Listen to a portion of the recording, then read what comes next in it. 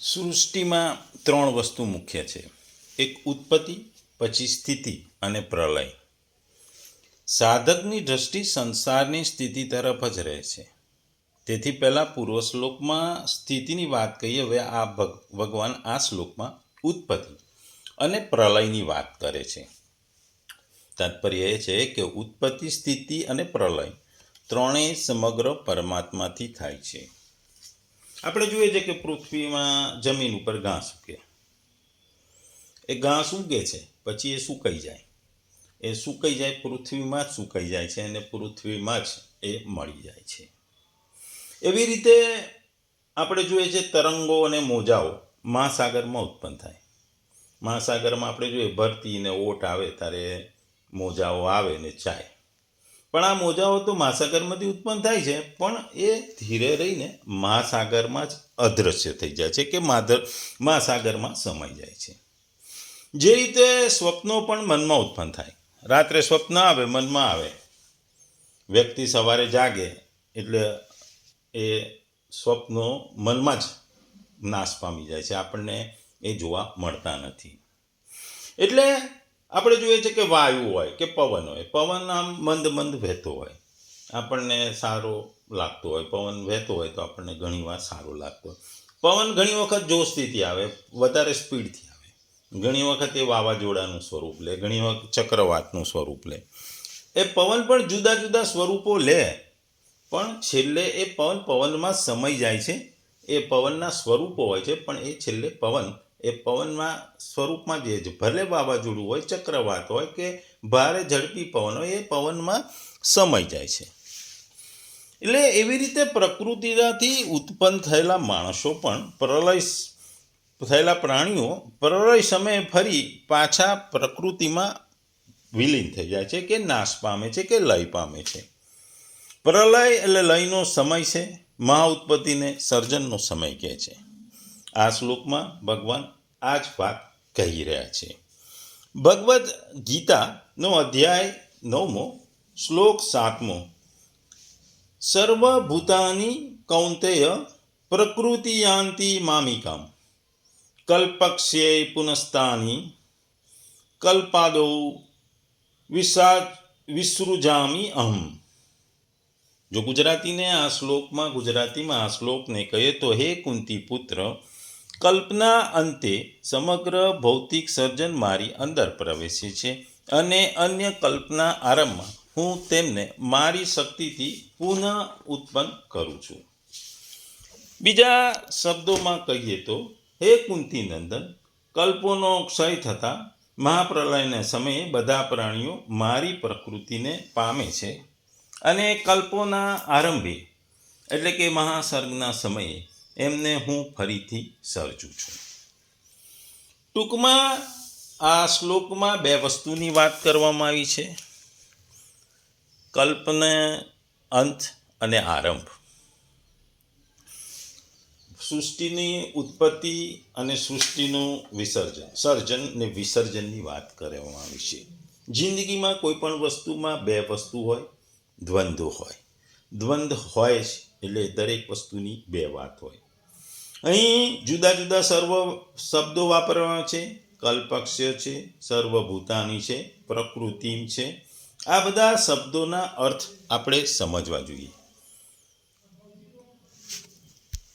કલ્પક્ષયનો અર્થ છે કે બ્રહ્માજીનું મૃત્યુ થશે. બ્રહ્માજી 100 વર્ષ જીવતા રહેતા હોય છે. એમનો એક દિવસ એટલો બધો વિશાળ હોય છે, એમની રાત્રિ પણ એ દિવસ જેટલી જ અવધિની હોય છે. બ્રહ્માજીના એક માસમાં આવા 30 દિવસ તથા 30 રાત્રિઓ છે ને એક વર્ષમાં આવા 12 મહિના હોય છે. આવા 100 વર્ષ બાદ જ્યારે બ્રહ્માનું મૃત્યુ થાય ત્યારે પ્રલય થાય છે. એટલે કે પરમેશ્વરે પ્રગટ કરેલી શક્તિ પુનઃ તેમને અંદર લય પામે છે. ફરીથી જ્યારે દ્રશ્ય જગતને પ્રગટ કરવાની જરૂર ઊભી થાય છે ત્યારે એમની ઈચ્છાથી સૃષ્ટિ ઉત્પન્ન થાય છે.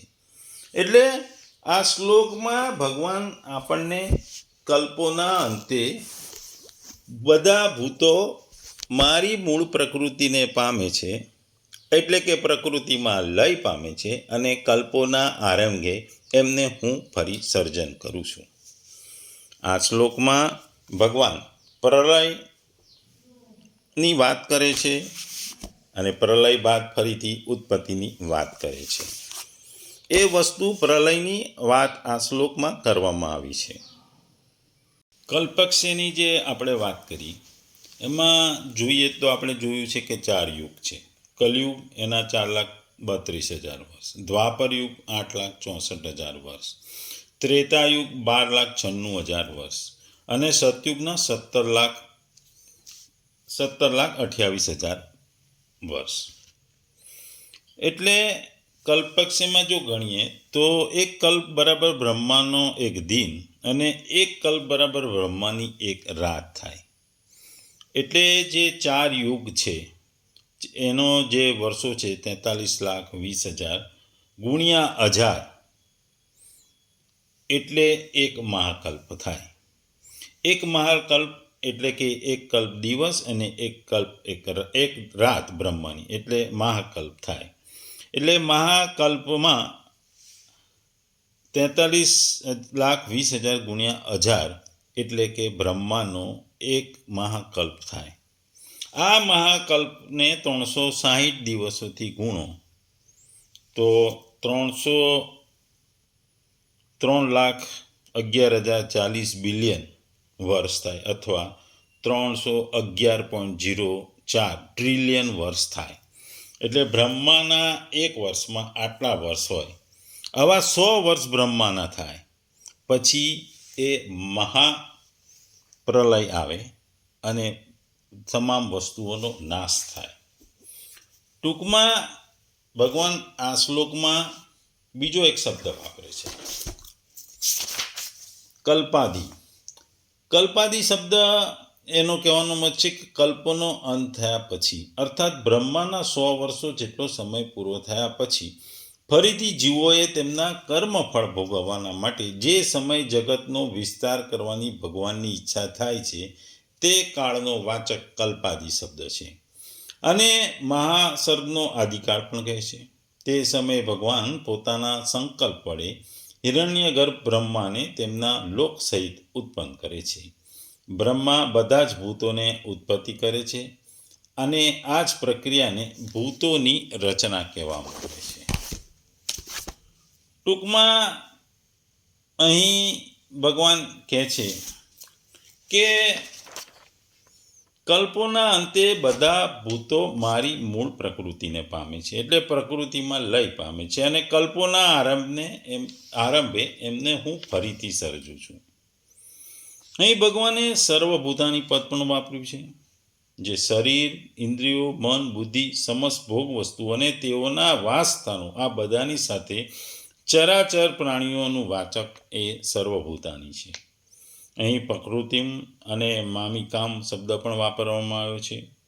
સમસ્ત જગતની કારણભૂત જે મૂળ પ્રકૃતિ છે, જે આપણે 14મા અધ્યાયમાં 3જા અને 4થા શ્લોકમાં પણ ભગવાને મહદ બ્રહ્મ કહી છે તથા જેના અવાયુકૃત અથવા પ્રધાન પણ કહે છે, તે વાચક અહીં પ્રકૃતિમ પદ છે. તે પ્રકૃતિ ભગવાનની શક્તિ છે. આ વાત જણાવવા માટે તેની સાથે મામિકામ વિશેષણ વાપરવામાં આવ્યું છે. કલ્પોના અંતમાં સમસ્ત શરીર, ઇન્દ્રિયો, મન, બુદ્ધિ, ભોગ સામગ્રીથી તથા લોક સહિત સમસ્ત પ્રાણીઓ પ્રકૃતિમાં લય થઈ જાઓ, અર્થાત તેઓના ગુણ કર્મના સંસ્કાર સમુદાય રૂપી કારણ સહિત સર્વતે સર્વેનું મૂળ પ્રકૃતિમાં વિલીન થઈ જવું એ બધાને ભૂતોનું પ્રકૃતિને પામવાનું કહેવામાં આવે છે. જો આ પ્રોસેસને આપણે જો સમજીએ તો જે આપણે શરીર જે પંચમહાભૂતોમાં વિલીન થાય છે, આ પંચમહાભૂતો પંચતન માત્રામાં વિલીન થાય છે. આ પંચતન માત્રા અહંકારમાં વિલીન થાય છે. આ અહંકાર મહાનમાં વિલીન થાય છે. મહાન માયિક શક્તિમાં વિલીન થાય છે. માયિક શક્તિ પ્રકૃતિમાં વિલીન થાય છે અને આ પ્રકૃતિ ભગવાન વિષ્ણુ એટલે મહાવિષ્ણુમાં વિલીન થાય છે. આમ આ રીતે પ્રલયની સાથે બધા પ્રલય થતાં આ તમામ વસ્તુઓ ભગવાનમાં વિલીન થાય છે અથવા એમાં લય પામે છે. પછી આ લય પામેલી વસ્તુઓને ફરીથી ભગવાન સર્જે છે. એ ભગવાન જ્યારે સર્જે છે ત્યારે દરેકના જે જૂના કર્મો હોય છે, જે કર્મોનો જે હિસાબ હોય છે, જે કર્મોની જે માત્રા હોય છે એ પ્રમાણે ફરીથી ભગવાન બધાને ધીરે ધીરે જન્મ આપે છે. વિષ્ણુમાંથી બ્રહ્મા જન્મે છે, બ્રહ્માથી પ્રકૃતિ જન્મે છે, પ્રકૃતિમાંથી માયિક શક્તિ, એમાંથી માન, એમાંથી અહંકાર, એમાંથી તન્માત્રા અને એમાંથી પંચમહાભૂત. આ વસ્તુઓ ધીરે ધીરે ઉદ્ભવે છે અને આ દરેક પ્રાણીઓ, પશુઓને, વનસ્પતિઓને એમના જૂના તમામ જે કર્મોની રહેલો છે સંગ્રહ છે, કર્મોનો જે હિસાબ છે એ પ્રમાણેથી ફરીથી એ જુદી જુદી યોનિઓમાં ભગવાન એને જન્મ આપી ફરીથી નવી શરૂઆત કરે છે, પ્રકૃતિને ફરીથી સર્જે છે એવું કહેવાય. ટૂંકમાં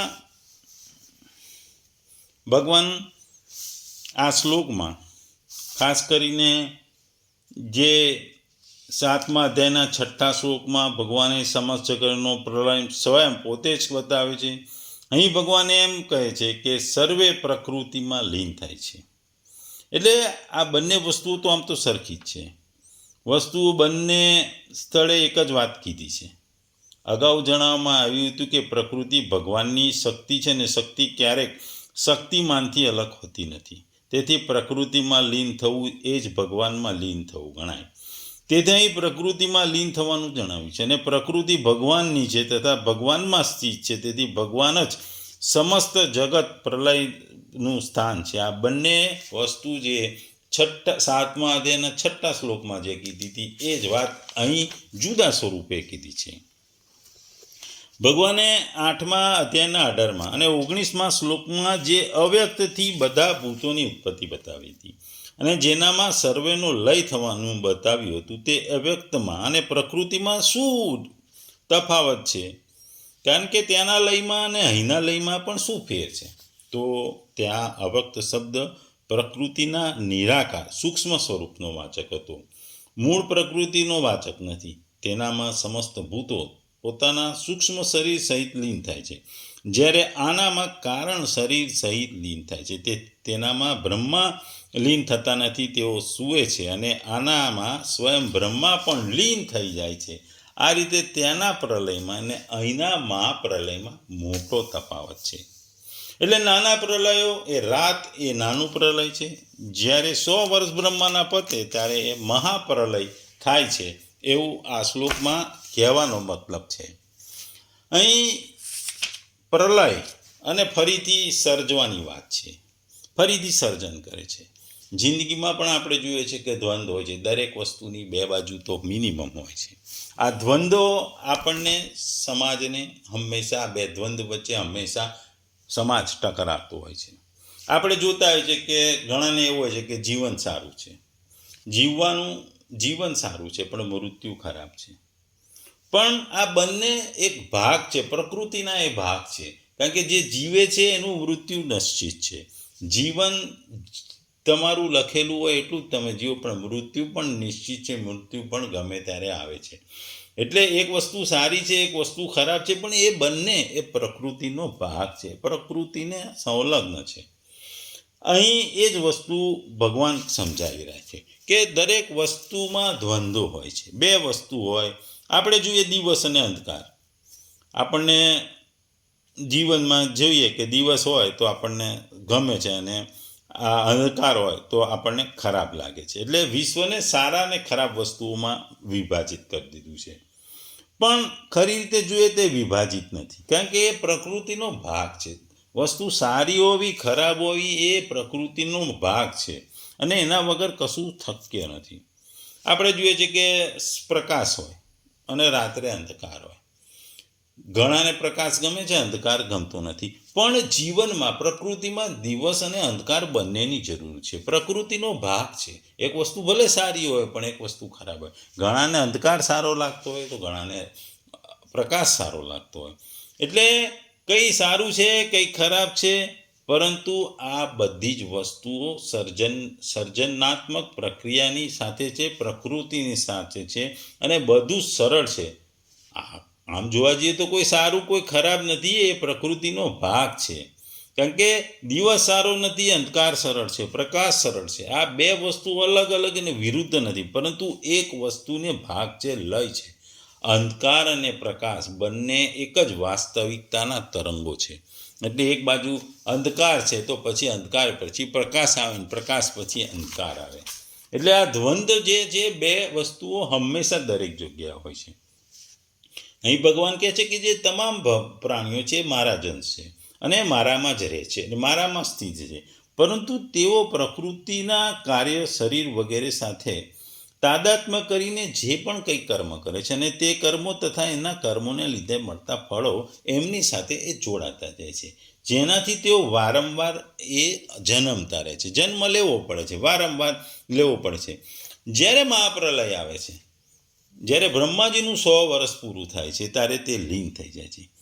તે સમયે પ્રકૃતિને પરવશ થયેલા તે સઘળા પ્રાણીઓ પ્રકૃતિજન્ય સંબંધને લીધે અર્થાત પોતપોતાના કર્મને લીધે પ્રકૃતિમાં એટલે કે ભગવાનમાં લીન થઈ જાય છે. મહાસર્ગ સમયે પ્રાણીઓનો જે સ્વભાવ હોય છે તે સ્વભાવને લઈને તેઓ મહાપ્રલયમાં લીન થાય છે. ભગવાન કહે છે કે મહાપ્રલયને લીધે સમયે પોતપોતાના કર્મોને લઈને પ્રકૃતિમાં લીન થયેલા પ્રાણીઓના કર્મ જ્યારે પરિપક્વ થઈ ફળ આપવા માટે ઉન્મુખ થઈ જાય છે ત્યારે પ્રભુ મનમાં બહુ એવો સંકલ્પ થઈ જાય છે કે બહુ શ્યા પ્રજાએ આ મહાસર્ગનો આરંભ અને જે છે એને 8મા અધ્યાયના ત્રીજા શ્લોકમાં પણ ભગવાને કહ્યું કે જે પ્રાણીઓ સઘળા પ્રાણીઓનું જે હોવાપણું છે તેને પ્રગટ કરવાના માટે ભગવાનનો જે સંકલ્પ છે તે જ વિસર્ગ એટલે કે ત્યાગ છે અને તે જ આદિ કર્મ છે. 4થા અધ્યાય જે આગળ આવશે એમાં જ ગર્ભ દક્ષા મહમ અને અહમ બીજપ્રદમ પિતા કહ્યું છે. તાત્પર્ય છે કે કલ્પોના આદિમાં અર્થાત મહાસર્ગના આદિમાં બ્રહ્માજી પ્રગટ થતાં હું ફરીથી પ્રકૃતિમાં લીન થયેલા પ્રકૃતિને પરવશ થયેલા એ જીવોને તેમના કર્મોને અનુસાર તે યોનિઓ શરીરની સાથે વિશેષ સંબંધ કરાવી દઉં છું. આ મારું તેઓને રચવાનું છે. આથી જ ભગવાન 4થા અધ્યાયમાં 13મા શ્લોકમાં પણ કહ્યું હતું કે મારા દ્વારા ગુણો અને કર્મોના વિભાગપૂર્વક 4 વર્ણોની રચના કરવામાં આવી છે. 4 વર્ણો એ કર્મોના ઉપર આધાર છે, ગુણોના ઉપર આધાર છે. ભગવાન કહે છે કે બ્રહ્માજીનું એક દિવસનું નામ કલ્પ છે. માનવીના 1000 ચતુર્યુગોનો થાય છે એટલા જ સમયે બ્રહ્માજીની એક રાત્રિના આ હિસાબે બ્રહ્માજીનું આયુષ્ય 100 વર્ષ થાય છે. બ્રહ્માજીનું આયુષ્ય 100 વર્ષ થતા ત્યારે બ્રહ્માજી લીન થઈ જાય છે અને તે પ્રલય કહેવાય છે, એને કલ્પક્ષય કહે છે. જ્યારે બ્રહ્માજી ફરીથી પ્રગટ થાય છે તેને મહાસર્ગને અહીં કલ્પાદૌ પદથી કહેવામાં આવ્યું છે. ટૂંકમાં અહીં ભગવાન કહે છે કે સર્વભૂતાની પ્રકૃતિ યાંતિ મહાપ્રલયમાં તો જીવોને પોતે પ્રકૃતિને પાપ કરે છે. આથી તાની કલ્પદો વિસૃજામી મહાસર્ગના આદિમાં હું તેઓની ફરી રચના કરું છું. આ 2 પ્રકારની ક્રિયાઓ આપવાનો મતલબ એ છે કે ક્રિયાશીલ હોવાથી પ્રકૃતિ પોતાને જ લય તરફ જાય છે. અર્થાત ક્રિયા કરતાં કરતાં થાક લાગે તો પ્રકૃતિ પરમાત્મામાં લય થાય છે. એવી પ્રકૃતિ સાથે સંબંધ રાખવાથી મહાપ્રલયને સમયે પ્રાણીઓ પોતાને પ્રકૃતિમાં લીન થઈ જાય છે અને પ્રકૃતિ પરમાત્મામાં લીન થઈ જાય છે. મહાસર્ગના આદિમાં તેઓ પરિપક્વ કર્મોના ફળ આપી તેઓને શુદ્ધ કરવા માટે હું તેઓને શરીરોની રચના કરું છું. રચના એ જ પ્રાણીઓની કરું છું કે જેઓ પ્રકૃતિને પરવશ થાય છે. જેવી રીતે મકાનનું નિર્માણ થાય તો કરવામાં આવે છે, પરંતુ તે ધીરે ધીરે આપમેળે પડી જાય છે. એવી જ રીતે સૃષ્ટિની રચના તો ભગવાન કરે છે, પરંતુ પ્રલય આપમેળે થાય છે. આનો મતલબ એ છે કે પ્રકૃતિના કાર્યની રચનામાં તો ભગવાનનો હાથ હોય છે, પરંતુ પ્રકૃતિનું કાર્ય હાંસની તરફ આપમેળે જ થાય છે. એવી જ રીતે ભગવાનનો અંશ હોવાને કારણે જીવ આપમેળે ભગવાન તરફ ઉત્તાન તરફ જાય છે. ટૂંકમાં ભગવાન અહીં ઉત્પત્તિ અને વિનાશ એટલે કે પ્રલયની વાત કરે છે. જે ઉત્પન્ન થાય છે એનો પ્રલય થાય છે, જે સર્જાય છે, જે આપણે કીધું જે જન્મે છે મૃત્યુ પામે છે, અને આ જન્મે છે મૃત્યુ પામે એટલે કે પ્રલય થાય ત્યારે દરેક જણ પોતપોતાના કર્મ અનુસાર વિલય પામે છે અને ફરીથી જન્મ પણ એ કર્મોના હિસાબ પ્રમાણે જુદી જુદી યોનિઓમાં થાય છે. એક જ યોનિમાં નથી થતું દરેકનો જે કર્મોનો જે હિસાબ હોય છે એ જ પ્રમાણે જુદી જુદી યોનિઓમાં તેઓ પોતપોતાને ફરીથી જન્મ લે છે એ ભગવાનની આજ્ઞાથી ભગવાનથી થાય છે. ટૂંકમાં ભગવાન આ શ્લોકમાં પોતાની જે શક્તિ છે, જે વિજ્ઞાન સહિતના જ્ઞાનની જે વાતો કરતા ભગવાને અહીં નિરાકાર સ્વરૂપના તત્વ, તેના પ્રભાવ અને તેમની વ્યાપકતાની વાત કરી છે. ભગવાન પોતાના ભૂતભાવન સ્વરૂપનું સ્પષ્ટીકરણ કરતા સૃષ્ટિ રચના વગેરે કર્મોનું તત્વ સમજાવવા માટે અહીં